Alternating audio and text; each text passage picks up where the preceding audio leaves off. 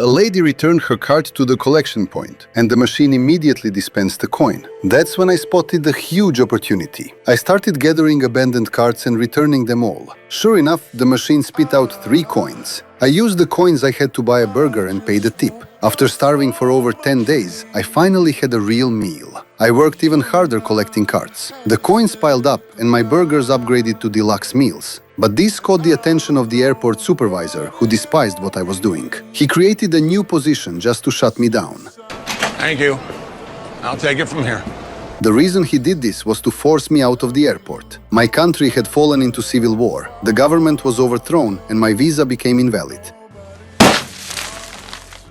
No more Krakosia, okay? I returned to the terminal, desperately looking for someone to help translate. But no one would help me. I was stuck in the airport indefinitely. That night, I found a corner of the terminal and pushed some chairs together to make a small bed. Before sleeping, I kissed the can in my hand. After saying my prayers, I finally lay down.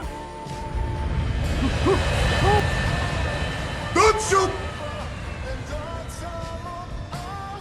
The next day, I cleaned up in the public restroom, but finding food was a real challenge. The janitors even placed bets on how long I'd last. Luckily, I soon found a way to make money. I started following the news from my country. I even learned English by watching Friends and Broadway shows. But the supervisor quickly hired a card collector to cut off my income. To get out of the airport, I kept visiting the immigration officer to apply for entry. Gradually, we got to know each other. The food court guy noticed this. He approached me, hoping I could help him win over the officer. In return, he promised to give me food. I started learning everything I could about her and passed all the information to him. So she go to this convention just as your man ran.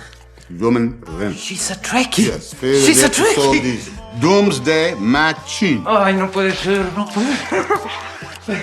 Este ya se hizo. Mira. Now, listen, Victor. You gotta ask her something that is very important.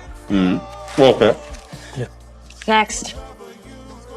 Officer Torres, have you been ever in the love? When the supervisor realized I had no income, he tried to lure me out of the airport with food, but he found I was even heavier than before. He told me that according to local law, if I admitted I was afraid to go back to my country, I could get 6 months of freedom and leave the airport. So I'm gonna ask you one question, Victor, and it's a simple question. And if you give me the correct answer, I can get you out of this airport tonight. Okay. Okay, all right. Do you, at this time, have any fear of returning to your own country? No.